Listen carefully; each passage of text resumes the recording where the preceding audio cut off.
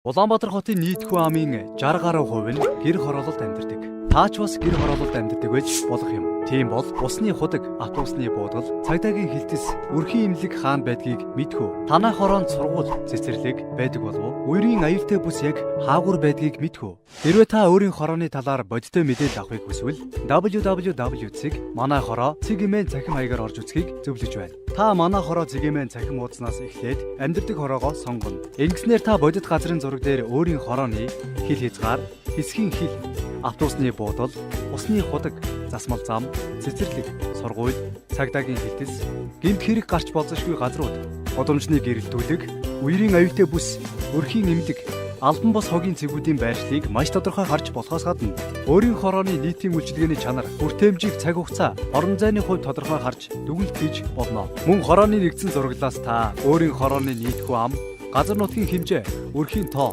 хүү амын нэгтаршил зэрэг статистик мэдээлэл, нийтийн үйлчилгээний хүртээмжийн талаар холбогдох тоо баримтуудыг харьяа дүүрэг хотын мэдээлэлтэй харьцуулан харж болно.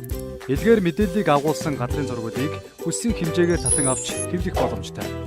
Гэхдээ эргэн та эдгээр мэдээллийг юунд яаж ашиглаж болох вэ?